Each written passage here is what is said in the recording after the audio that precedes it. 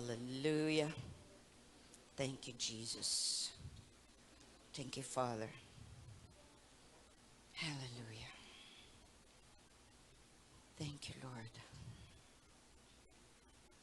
And po, let's come to the Lord in prayer po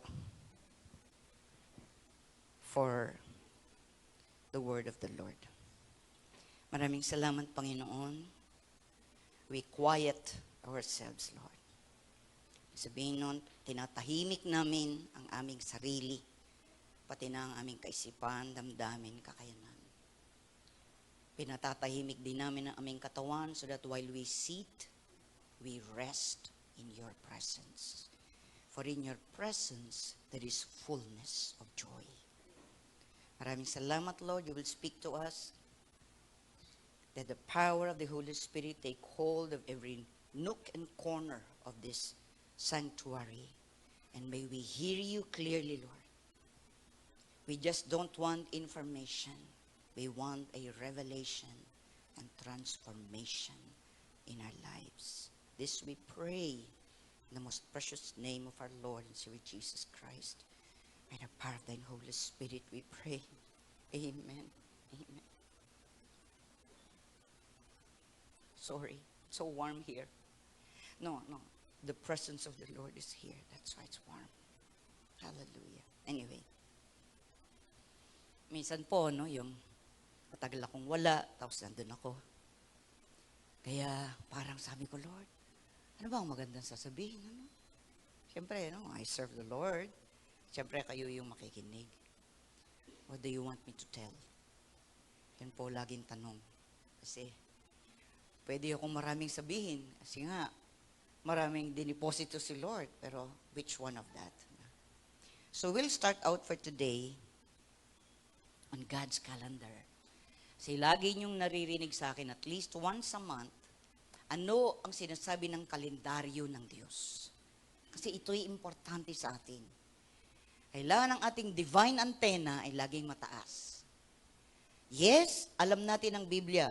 At ako po'y nagagalak, natutuwa sa pangangaral po ni Pastor Sam, pangangaral nila ni Pastor Ken, at sa lahat ng kanilang ginawa, I really and highly appreciate that. All glory and all honor belongs to the Lord.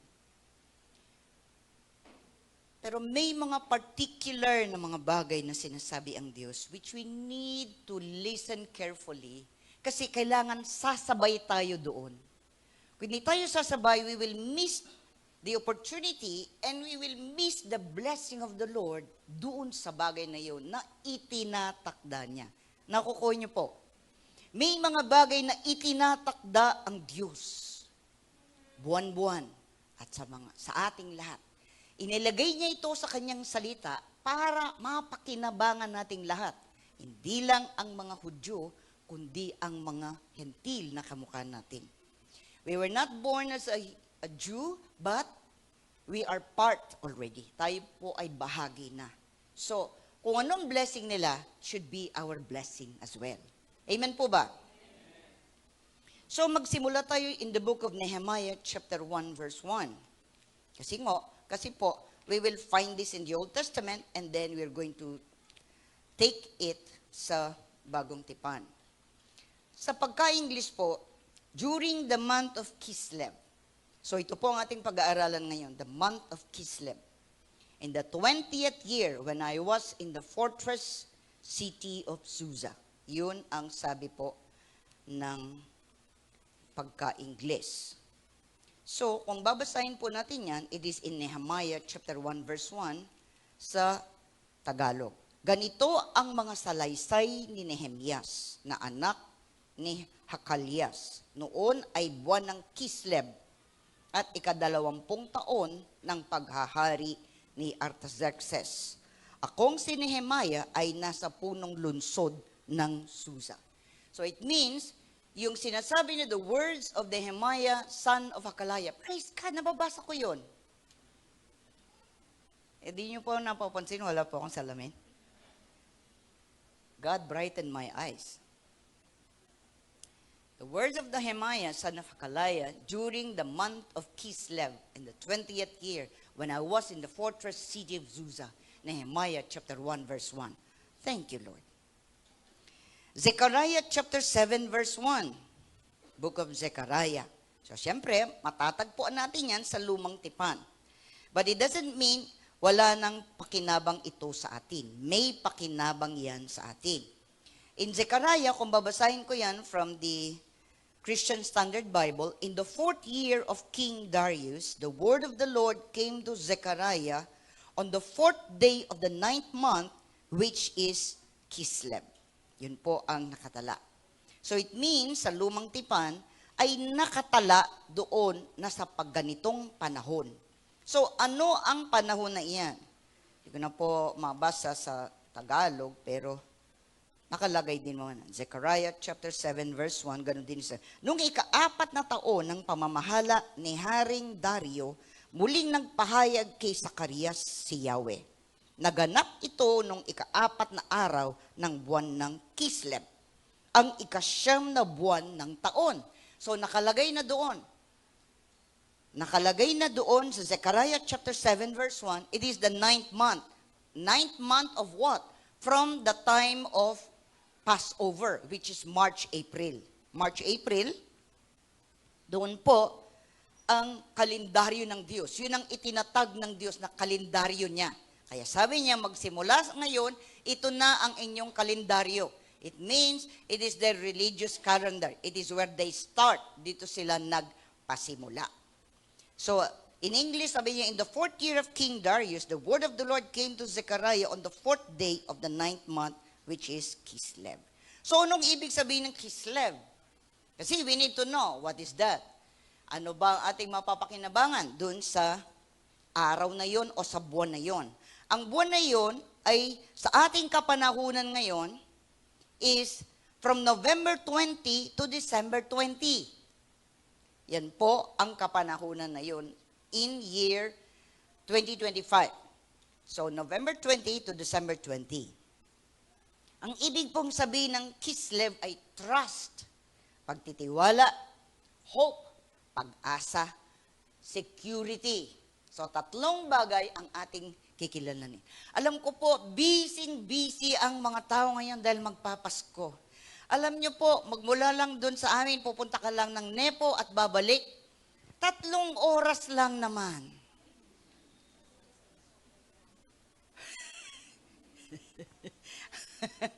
Kaya, talaga, lapit-lapit lang, no? Ang takot doon, nag-park po ako doon sa mga parkingan ng mga, doon, yung mga sunod-sunod na gano'n. Nandun pa ako sa pinakataas. Pagpanik mo, hindi matraffic. Pero pagbaba mo, matraffic. Ibig sabihin, no, doon pa lang sa parking, matraffic na. Kasi yung mga bumababa, di ba, no? Bawat floor may bumababa. Nandun ako sa topmost. Wala na kasing space So, pumanik ng pumanik. So, after halimbawa, may 1 hour akong ginawa. Doon na lang ako sa isang lugar. Nakabili ng gamot, nakabili ng pagkain, yung ganun. Isa na lang. Bababa ka, ang tagal pa rin bumaba ka at lumabas sa parking lot. Kaya, minsan mas mabuti yata mag-Cadillac na lang. Anong Cadillac? Cadillacad. Cadillacad na lang. Kaya lang, mapapagod ka rin naman sa usok. Diba yung mga usok ng mga sasakyan. Tapos lumabas ka doon, matraffic na naman, papunta dito sa malapit sa before St. Catherine, di ba, no? Ay. Sabi ko, magpapasko. Kaya ang tao, busy, punta dito, punta doon, bibili dito, gagawin ito, gagawin yun. Pero teka, what is in the spiritual atmosphere? Ano ang ipinapahayag ng Diyos spiritually? Yun ang ating puntirya, mga kapatid. Amen? Huwag tayong makisabay sa lahat ng mga bagay na ito. We are in the world, but not of the world. Tayo'y nakatira dito, pero hindi ganon ang lahat ng ating ginagawa. Kalma ka lang, kasi ang sabi ng Lord, trust. So, ang panahon na ito ay ang pagtitiwala sa Diyos. Alam natin yan, Proverbs chapter 3, verses 5 to 8. Trust in the Lord with all your heart, and do not rely on your own understanding. In all your ways, know Him, and He will make your paths straight. Don't be wise in your own eyes. Fear the Lord and turn away from evil. This will be healing for your body and strengthening for your bones. Alam niyo po, napakaganda ng sinabi na ito ng Panginoon. Well, whether we like it or not, we have to admit, we are already getting younger. Sorry, kabaligtaran na. Sa ayaw natin at sa gusto, I'm 67, so next year I'll be 68. Kaya marami na rin ako nararamdaman paminsan-minsan. Minsan hindi paminsan-minsan, lagi. Kinakapitan ka na ng may sakit sa tuhod, yung gano'n. Diba, no? Oh, sakit sa kamay. Alam niyo pala, napakahalaga ng ating kamay. Siyempre, alam ko na mahalaga. I preached that before. Pero alam niyo po, itong palm natin na ito, this part, is very, very important to carry something, to open something. Alam niyo, yun lang pagbubukas. Naku, sabi ko, Lord, tulungan mo ko. Kasi lalo na kapag round na ganito, sumasakit na rin po yung ganito ko. Mas marami, ito medyo mas masakit, pero ito mas masakit. At yung minsan yung tuhod. Kaya nga kanina sabi ko, Pastor Sam, mag-announce ka muna para upo ako ng sandali. Kasi if I'm standing too long, magrereklamo na yung aking left. Kaya nga, I have to keep on moving. Yun gano'n. Well, ina-admit ko naman, kasama talaga yan. Pero sabi ko, Lord, hindi ako tatanda ng maraming masakit. Kasi as long as I live, kung gusto mo pa akong gamitin, I will live gracefully and not painfully. Diba? With God's grace, pero hindi yung masakit dito, masakit doon, masakit dito. Allah. Kayong mga bata, mag-ingat kayo. Kasi nga, darating din ang panahon, you will be on our side.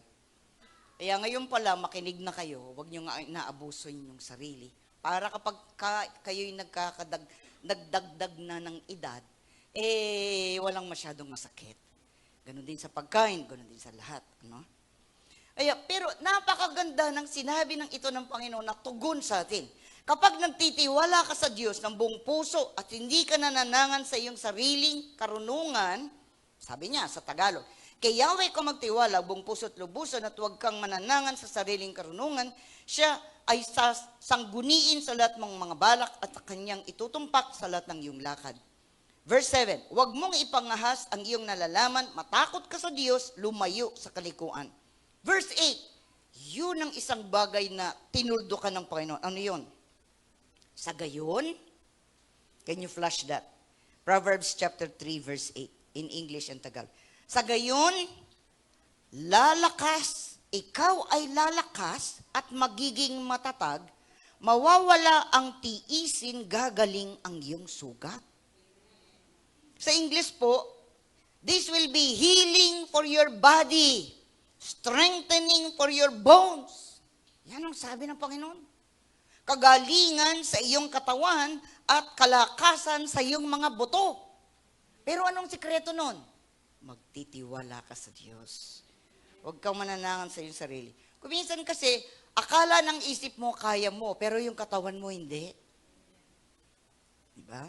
Kaya kailangan, pakikinggan mo rin kung kaya mo, hindi ng iyong katawan. Sometimes, kaya nga, we give our life to the Lord and lahat ng ating paglilingkod when we are young. Because kung sasabihin natin, when I'm old, maglilingkod ako, nako, hindi na po pwede. Pag nagrarayo mo na yung likod, pag hindi na maihakbang yung paa, pagka nagmamanas na at lahat, hindi ka na makapaglingkod. So, the younger you are, the better to serve the Lord. Amen ba? So, itong buwan na ito ay pagtitiwala. Yung pag-asa, di ba? Alam natin yun. Isaiah 49 verse 23. Yung third lang na sentence doon, kasi tatlo yung sentence doon. Then you will know that I am the Lord. Those who put their hope in me will not be put to shame. Sa ibang translation, those who put their hope in me will not be disappointed. Hindi mapapahiya yung nagtitiwala sa akin. Yung nagtitiwala na gagawin ko ang mga pangako ko. Yun ang sabi ni Lord. Those who hope in me will not be disappointed, will not be put to shame. Hindi ka mapapahiya kahit kanino kapag ikay nagtitiwala sa Panginoon. Alam niyo rin yun, Isaiah 26 verses 3 and 4, you will keep the mind that is dependent on you in perfect peace, for it is trusting in you. Trust in the Lord forever, because in the Lord himself is an everlasting rock. 1 Peter chapter 1 verse 3. Blessed be the God and Father of our Lord Jesus Christ, because of his great mercy, he has given us new birth into a living hope through the resurrection of Jesus Christ from the dead. Hindi na po ito bago sa inyo. Pero it is important na gagamitin natin ngayon kasi importanteng nandyan ang ating isip at damdamin dyan sa Diyos at ang spiritual atmosphere na kanyang kinikreate para we can rely on it. Kumbaga parang nakabitin yan and then we have to get it. Diba? Katulad niyan, yung mga lights nakapaikot dyan. So parang yung mga pangako ng Panginoon, you're going to pick it up. Sabi mo, Lord, sa akin po yan. Sa akin po yung trust. Sa akin po yung hope. Sa akin po yung security. Kasi ngayon, it is very chaotic, ika nga. Hindi lang sa Pilipinas, all over the world. Ang dami-dami rin. Kung iniisip natin, sa Pilipinas lang bumabaha na rin ng matindi sa iba't ibang panig ng mundo. Hindi na tayo nasusurpresa noon sapagkat sinabi na ng Panginoon, Matthew 24, mangyayari ang mga yan, pero hindi pa yan, sabi niya. Pasimula pa lang yan. Kaya tayong mga mananampalataya, hindi na tayo nasishock, nasusurprise. But we have to pray. Tayo patuloy na manalangin. Our security is in the Lord. Katulad halimbawa, Job 11 verse 18. And you will feel secure. The translation there is ESV. And you will feel secure because there is hope. You will look around and take your rest in security. Yun ang sabi. Sa ibang translation, you will be confident because there is hope. You will look carefully about and lie down in safety. So itong bagay na ito, hindi ito nabibili. Can you go to the supermarket and buy trust? Meron po bang tinapay na trust? Wala, no? Meron bang tinapay na hope? Pero meron yung pasensya. Naalala nyo, yung mga bilog-bilog na tinapay gano'n, pangalan ng pasensya eh. Pero walang effect. Kakainin mo, pero hindi ka nadadagdagan ng pasensya. Kasi pangalan lang yung pasensya. Diba? Security. Yung seguridad na ang Panginoon ang siyang nag-aalaga sa bawat isa sa atin. Ano man ang kapanahunan ng buhay natin, bata man, middle-aged man, o may edad na, senior na. Kaya nga, this is the spiritual atmosphere na ginagawa ng Panginoon para sa atin. Kasi, ang Kislev, ang kanyang karakter sa panahong ito, yung pinakamaikling araw at tapos pinakamahabang gabi dito nangyayari sa buwan na ito. The shortest day and the longest night. Kaya nga, ang sinasabi ng Panginoon, there will always be light in the darkness. Merong laging liwanag sa kabila ng kadiliman. Alam naman natin, may dilim pag natutulog tayo, may liwanag pag tayo ay. Alam niyo po, tuwang-tuwa ko kung saan kami nakatira. Kasi yung sikat ng araw, tamang-tama sa aming window na gano'n. Ang dami-dami ko pong kinuhang picture noon. Every day is different. Pag may pinicturean ako ngayon, it's different the next day. Kuminsan, cumulus clouds, maraming clouds. Kuminsan, cloudy, yung araw, barely na nakikita mo. Kuminsan, wala naman. But I take as much pictures as I can. Kasi nabibighani ako sa karunungan at kaalaman ng Diyos that He can do it every day with a fresh revelation as the sun rises up. Ganun din naman kung sa west naman, going down, meron din ako nakuhang pictures na ganun. It was so wonderful. Kaya sabi ko, di ba sinasabi naman ni Lord, the heavens declare the glory of God. Ang kalangitan ay nagpapahayag ng kaluwalhatian ng Diyos. So when you look up, you will see His glory rather than looking here and looking down. Amen po ba? So our eyes are always looking at something much brighter, much better than the normal na ating nararanasan. Kaya nga po, there will always be light in the darkness. At itong kapanahonang ito ay nagpapahayag din ng katatagan ng mga Hudyo. Itong kapanahonan na ito. Kaya ganun din tayong mga mananampalataya. Kasi kung minsan, nakita ko, pinag-uusapan niyang, 500 pesos, pwede na Noche Buena. Dami nagre-reklamo. 500 pesos, anong mabibili nun? Hallelujah. Sumama ka ba doon? Anong mabibili ng 500? Noche Buena? Ano, tuyo na lang? Alam niyo po, tatandaan natin. It is not in the food and the type of food that we eat na pinakamahalaga, but it is a heart of thanksgiving. Kung ano ang kaya ng iyong pera, praise God. Sabihin mo, Lord, ikaw kayang-kaya mo akong pagpalain. Ito papel lang. Pero yung galing sa langit, hindi nakapapel. Di ba, no? Hindi papel. May value dito, nagdi-devalue pa. Pero sa langit, it becomes more valuable. Ang binibigay ni Lord are diamonds, gold, silver, precious stones. Ay, doon ka mag-catch, doon ka kumuha, hindi doon sa dito. Kaya nga, lagi ko sinasabi kahit sa mga kababaihan, saan ang pamumuhay ba natin, saan nanggagaling? It is through the spirit or through our soul and our body lang. Kasi kapag gano'n ang ating iniisip, lagi tayo may worries. Nag-aalala tayo, ganito, paano, kailang makakabayad, ito, ang dami. Dami talagang concern. Pero, look upon it on the Lord's point of view. Lord, alam ko, Lord, may solusyon ka pag ganito. Hallelujah! Thank you, Lord. Positibo tayo. Hindi tayo yung, Noche Buena nga namin, wala pa eh. Ba't mo pa problemahin yun? Wala namang sinabi sa Biblia na sa tuwing Pasko, lagi kang maraming handa. Meron ba sinabi? Wala. Wala. Custom. Ano na lang natin yun, nakaugalian na natin. Pero we don't think like the world. We think like the kingdom. Bagamat yan, hindi lang ko naman sinasabing wag nyo nang gawin. Hindi ko sinabi yun. Kung meron kayo, bakit ba?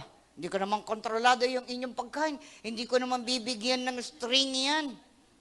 Tali, tapos hugutin ko sa mesa nyo. Wag naman. I will not do that. It's up to you. Pero yung values, nasa inyong pagpapahalaga mo doon. Pinahahalagahan natin ang sinasabi ng Diyos kaysa sa sinasabi ng tao. So hindi tayo nagse-celebrate just because of there is celebration. We celebrate because Jesus invaded earth from heaven to earth. Amen. Hallelujah. Tsaka alam niyo po, ito rin ang kapanahunan ng mga dreams and visions. Wow. Sabi nga ng mga Hudyo, kasi sila, they read the Torah, meaning the first 5 books of Moses, from the start of the year until the end of the year. So itong panahon ng Kislev, nagkataon o itinakda ng Diyos na dito nila nakikita yung mga visions, just like Joseph the dreamer. Diba? Siya lang ang may positibong bagay na gano'n sapagkat binigyan siya ng panaginip ng Panginoon. Pero ang lahat ng tao nakapaikot sa kanya, galit sa kanya. Kasi doon sa panaginip, they will all bow down to Joseph. Siya yung pangalawang bunso. Ika nga, sa 12 anak ni Jacob. Lalo pang sumasakit ang loob nila kasi paborito siya ng tatay niya. Kaya kailangan po sa mga tatay, mga nanay, wala po yung paborito. Lahat paborito nyo. Ano? Pero nagkaroon ng sakit ng damdamin ang mga anak dahil nga siya lang yung may coat of many colors. Alam nyo po, sa kanilang custom, sa kanilang kapamaranan, yung coat of many colors, laging binibigay yan sa the firstborn. The firstborn was Reuben. Pero hindi naging turn out good for Reuben yun. So Judah was the next, ika nga. Pero ngayon, binigay kay Joseph. So parang sinasabi niya kasi, yung asawa niya na pinanganak si Joseph and Benjamin is her love. Yun talagang love niya. Kaya nga sa kanya binibigay. Pero regardless of that, God gave him a dream. Nobody understood. Di ba? In fact, they sold him. Nung una gustong patayin, tapos binenta na lang. Pero the dream came true regardless kung ano ang ginawang pagpigil ng mga taong nakapaikot sa kanya. Because when God gives us a dream, He will make sure it will come to pass. Amen? Kapag ang panaginip o kapag ang sinabi ng Diyos, ang sinabi niya sa atin at tayo naniwala at nagtiwala sa Kanya, kahit na gaanong barahin ng sino man, ang katuparan nun, matutupad pa rin. Diba? Kita natin yan in the book of Genesis. Ang haba-haba nga ng buhay ni Joseph na nasa Bible. Ang dami-daming karakter. Pero dito, nakasentro ang daming mga chapters. Kasi doon natin makikita that at this point, ito kasi yung month of dreams na nakarecord sa kanilang Torah. From Genesis chapter 28. Basahin nyo. Mahaba. Genesis chapter 28 to Genesis chapter 44. Nando doon lahat yan. Kaya nga, mahalaga na yung spiritual ears natin at yung spiritual eyes natin, yun na nakakakita. So ngayon, ganito. Kung ano ang panaginip na ibinigay sa iyo galing sa Panginoon, keep that alive. Ibig sabihin nun, hayaan mo lang na ito'y buhay. Huwag mong patayin. Huwag mong sabihin, Lord, napaglipasan na. Baka siguro hindi na. Alam niyo po, ganito, tatandaan niyo po. Are you listening to me? Don't sleep. Kasi alam niyo, the gifts and the calling of God are irrevocable. Ibig sabihin, pag sinabi niya at itinakda niya yan para sa iyo, hindi niya yun babawiin. You might die with it at dalhin mo sa iyong grave, but He will never take it. Kaya nga, yung mga ipinagkatiwala ng Diyos sa inyo yun. Amen ba? Amen. Kahit na, sabi mo, middle age ka na, parang wala pang nangyayari sa buhay ko. Para lang. But when you go to God and say, Lord, inaangkin ko ang lahat ng itinakda mo para sa buhay ko at sa pamilya ko. Amen? Kahit na yung nakikita mo kabaligtaran, hindi ka nila pinapansin, hindi ka nila binibigyan. Di ba si David, bago naging hari, di ba siya yung pinakabata? Hindi man nga siya pinatawag kasi nag-aalaga siya ng tupa. Amoy tupa siya. Pero alam mo, sabi ng Panginoon, yan ang hari. Sabi niya kay Prophet Samuel. Di ba? So, napatunayan ni David, hindi sa kanyang lakas nung kanyang pinatay si Goliath. Diba? Ano ang dala niya? Ha? Ano ang dala niya? Tirador! Minsan, naisip natin, anong kwenta ng tirador? Katulad nga nung sinabi ni Pastor, when God uses that, kapag ginamit ng Diyos yun, mapapatay natin ang higante. Ang kamay natin na nakahawak sa Panginoon at ang pananampalataya natin upang paandarin yun at i-release natin yun. We have to release the promises of God in our lives. Let them go. Kasi kung minsan, hino-hold back natin. Kasi siguro sabi mo, hindi pa napapanahon kasi. Don't wait for the right time. Today, if you hear His voice, harden not your hearts. I-release mo kahit sa mga bata. Alam niyo, mga magulang, may sikreto dyan. Pagpalain niyo lagi yung mga anak niyo, no matter how young they are. Sapagkat sa pamamagitan nun, nire-release niyo sa kanila kung sino sila pag sila'y malaki. Kaya wag niyo sasabihin, kulelat mo naman sa pag-aaral. Wag mong sasabihin yun. Kahit na nga ba, medyo mahina siya. Alam niyo yung mga naging great na mga tao. I remember, sino ba ito? Yung pinauwi na siya ng nanay niya. Pinauwi siya at binigyan ng sulat ang nanay niya. Sabi niya, hindi na pwedeng pumasok ito sa eskwelahan. Kasi walang utak. Ibig sabihin, hindi, mahirap turuan. Nung tinanong nung anak kung ano ang dahilan nung sabi niya, you are genius. Kaya pagtuturuan kita sa bata. And that boy became a genius. I think who is that? Thomas Edison, hindi yun. Somebody else. Meron pa. Alam mo, he became the greatest. Anong sabi ng nanay niya? Binaligtad niya yung nasa sulat. Sabi niya, hindi mahirap ng turo ng batang ito. Anong sabi niya? You are genius. Genius ka. I will teach you. Tinuruan niya ang anak niya. And he has made a great contribution sa atin dito sa mundo. Later on na lang na-discover yung kasi yung sulat na yun, hindi inanong nanay niya, inilagay niya. I think, hindi ko alam kung nasa Bible niya or anything. Later on, sinabi kasi kabaligtaran, binaligtad niya. Kaya kapag ang bata medyo mahirap, huwag mong sabihin, hirap-hirap mo namang turuan. Huwag ganon. Amen? Sabihin mo, ang plano ng Diyos sa iyo ang matutupad. Karunungan, kaalaman na galing sa Diyos. God will make a way when there seems to be no way. Our declaration, our dreams for them. Lord, I dream. Ano po, nagagalak ako, aking po mga apo. Ito po ang aking panganing na apo is Yael, his name. And he studies in Ateneo. Upon his father's estimate, he's one of the top 5 sa kanyang school, and he's just grade 5. Ito namang magkasunod, yung kasama ko doon, they just received a medal of achievement sa kanila. Isang grade 2, year 2, and Kindi. Kindi ang tawag sa kindergarten. Meron siya. Tapos ang nakakatuwa pa po, hindi ko po ito sinasabi dahil nagmamalaki ko, hindi po. This is a fact. Nagkaroon sila ng art competition. Yung art competition, kung ano ang drawing mo, kung sinong gusto mo. Drawing ng maliit si Messi. Alam niyo yun, yung footballer, yung soccer footballer. Nakakatuwa talaga yung kanyang drawing. Yung isang tenga, pataas. Yung isang tenga, pababa. yung mata, walang eyeball.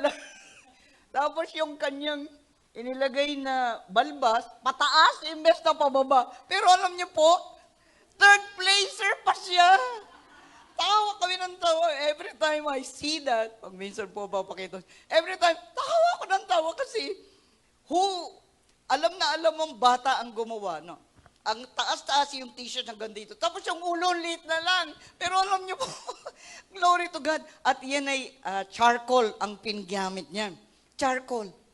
Pero, nanalo pa siya ng third place. Tawa kami ng tawa, katatawa. Kaya alam na alam mo, bata yun, yung isang tenga nakapataas, yung isang tenga nakapababa. Tapos sabi ng nanay niya, bigyan mo naman ng eyeball dito, sabi ng nanay niya. Ate niya, either ang nanay niya, ate niya. I forgot. Sabi niya, okay na yan. Sabi ng bata, ayos na yan. Kaya nga, tawa kami ng tawa. Tapos may nose, pero yung balbas, imbes na pababa, pataas na gano'n. Kaya nga, every time na nakikita ko yun, kahit ako'y nag-iisa, tawa ko ng tawa. Abay, binigyan siya ng award, third place pa. Kaya alam niyo po, sometimes what we think foolish. Ibig sabihin, parang caricature lang ang ginawa mo. Pero other people sees it as a masterpiece. Amen? Ganyan din. Ang effort natin, kuminsan, parang walang direksyon. Ganito, ganyan. Pero God looks at it, that is a masterpiece. I'm going to reward you for it. Amen? Ganyan ang Panginoon. Sa ating palagay, wala tayong kakayanan. Pero kapag tinitingnan tayo with the lenses of God, He lifts us up and sabi niya, you are third place, second place, first place. You are the best. Hallelujah! Pero kung titignan mo, tatawanan mo. Kaya alam niyo po, how many dreams hindi nagkatotoo sapagkat nakinig ka sa sinabi ng taong wala kang maaabot. Hindi ka karapat-dapat. But God, iba ang pananaw sa iyo. Meron kang magagawa kung sa akin mo kukunin ang pagtitiwala, pag-asa at seguridad. Ibibigay ko sa iyo ang hindi mo maaabot kailan paman. Ako ang magbibigay.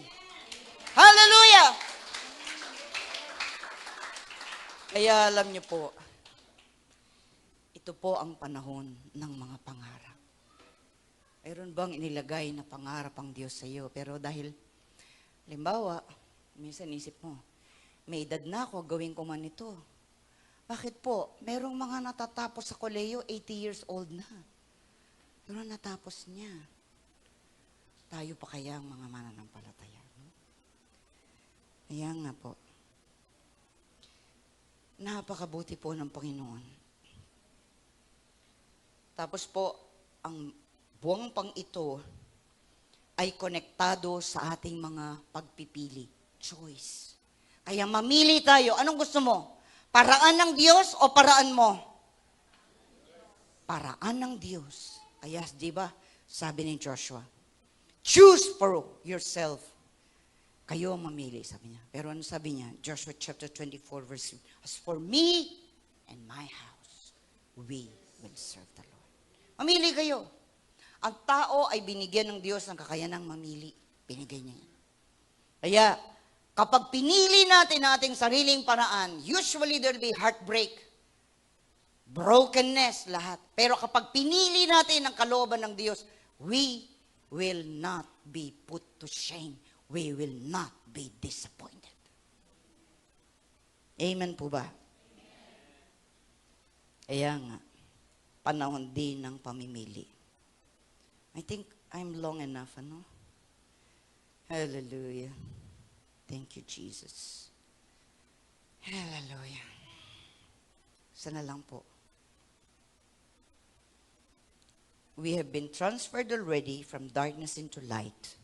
Jesus is our light. Ang Panginoon ang ating liwanag. Kapag may malabo, hilingin mo sa Kanya, Lord, liwanagin mo para maintindihan ko. Aabutin tayo ng Panginoon kung saan natin maintindihan niyo. Aabutin niya tayo. Lord, ipaliwanag mo sa akin. Pabisan ng kailangan lang yung magtanong tayo sa Panginoon. Lord, ipaliwanag mo, ano bang kalooban mo? Ano bang gusto mo, Lord? Paano ko gagawin? Tanong mo rin sa Kanya, paano mo gagawin? Bibigyan Kanya ng lakas kapag willing ka. If you made a choice to follow the Lord all the days of your life, hindi ka mapapahiya. Hindi ka mapapahiya. Lahat ng mga tao, magtawa-tawa na sila, yaman sila. Hindi ka naman nabubuhay para sa kanila. Nabubuhay ka para sa Panginoon. Amen? Kaya nga, dun po yun sa Ephesians chapter 3, from verses 17 to 19. Tayo nilipat na ng Diyos from darkness to light, kaya tayo manatili sa liwanag. Ngayon po, I will end my preaching. Meron po kasing blessing dito. I pray that I will be able to speak it forth. I will say it in Hebrew and then I will say it in English. Yehi ratson milfaneka, Adonai Elohei novelhoi avoteinu. Sheteka desh alei no kodestov bado nainu. Yeshua HaMashiach. Ano yung sinabi ko? May it be your will, Lord, our God, and the God of our fathers, that you renew for us a good month in our Lord, Yeshua, the Messiah. Amen. Tayo po ay manalangin. Panginoon, maraming salamat po. Give us a fresh revelation of your word, Lord. Ano po ba, Panginoon, ng mga bagay na tinitingnan namin ngayon? Ano po ba ang pinagkakaabalahan namin? Ano ba ang pinaghihirapan din namin? O pinapangarap namin? Panginoon, help us to catch. Kunin namin yun. Thank you, Lord, for your word. Tuwing kapanahunan ng mga tao, parito, binibigyan ng pahalaga ang maraming bagay, pero Lord, ikaw po ang pinakamahalaga. Kaya kung ikaw ang pinakamahalaga, magtitiwala kami, may pera kami o wala, may nararamdaman o hindi. Sabi mo, pag natitiwala kami ng lubos-lubusan, pagagalingin mo ang aming mga karamdaman sa katawan. Patitibayin mo pati aming mga buto. Napakaganda nun, Lord. Pag-asa namin ay buhay. It is a living hope because of the Lord Jesus Christ. And we are secured in God's love. His love endures forever. Lord, kahit na sa panahong ito, sa ibang bayan, sa iyong sariling bansa, mahaba ang gabi at maikli ang araw. Pero Panginoon, Ikaw ang tunay na liwanag namin. Liliwanagin mo ang lahat ng hindi maliwanag. Pagtitiyaga kami, makapagtitiis sa mga bagay na ninanais mong aming maranasan, matutunan, para ito'y maging patotoo. Salamat sa mga panaginip, dreams, and prophecy na ibinibigay mo, Lord. Salamat, Panginoon. Bahagi rin ito ng kapanahonong ito ay yung aming mga desisyon, our choices. Kaya nga, it is connected to the Hebrew letter tet. That is a choice of life and death. I pray, Lord, piliin namin ang buhay. Piliin namin ang kapamaranan mo. Piliin namin ang puso mo, mga desisyon mo. Lord, piliin namin yan. Masasabi namin, Lord, pinipili ko, as for me and my house, we will serve the Lord. Ang pag-ibig mo ay aming maranasan, gaano kalalim, gaano kalawak, gaano kataas, gaano kalapad ang pag-ibig mo. Thank you, Lord. Ayan. Lord, I pray we will learn the original language, Lord. Yehiratson milfaneka, Adonai Eloheinu, Veloheinu Avoteinu, Shetekadesh Alenei Chodis Tov, Badonainu, Yeshua HaMashiach. Amen. May it be your will, Lord, our God and the God of our fathers, that you renew for us a good month in our Lord, Yeshua the Messiah, the Yeshua, the Christ, the Messiah. Lord, ang kalooban mo, Lord, just as you have blessed your people, Israel, you will bless us as well, Lord, with this good month. Lord, in the name of Jesus, we take all that is for us and our families, because we have already decided, as for me and my house, we will serve the Lord. Ayan. Kalooban mo talaga, Panginoon, na pagpalain kami. Kalooban mo, Panginoon, na palakasin ang aming spirito, na palakasin ang aming kakayanan, katalinuhan ang gagaling sa iyo. Palakasin ang pisikal na katawan para habang kami nabubuhay, makapaglingkod kami. Dala-dala lagi ang tuwalya ng paglilingkod, katulad ng narinig namin nung isang linggo. Panginoon, bigyan mo kami ng kakayanan. Give us good rest, because we rest when we listen to your word. Faith cometh by hearing, and hearing by the word of the Lord. And those who are sent are the ones who preach and teach your word. Hallelujah to the living God. Lord, salamat po. I still have that voice, Lord. I still have that energy that comes from within by the power of the Holy Spirit. This is not me, Lord. It is always you. Ikaw lagi yan, Panginoon. For the last 67 years of my life, you have been faithful. And if you are faithful to me, Lord, you will be faithful to your people.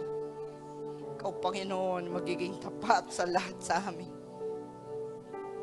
Hindi lamang ako, magpapalain mo kaming lahat. The same intensity, the same, Lord, calling, Panginoon. So we will rise up above, not for our benefit, but we will arise because our light has come. Jesus, the Messiah. Yeshua HaMashiach. Lord, thank and praise you. We glorify and honor you. Thank you, Father. Thank you, Jesus. Hallelujah. Hallelujah. Hallelujah. Great is thy faithfulness. Great is thy faithfulness. Oh God, my Father, there is no turning. There is no shadow or turning with thee. Thou changes not. Thy compassion, they fail not. As thou hast been, thou forever will be. We thank you, Heavenly Father, in the name of your Son, Yeshua HaMashiach, by the power of thine Holy Spirit, the Ruach, the Holy Spirit. Amen.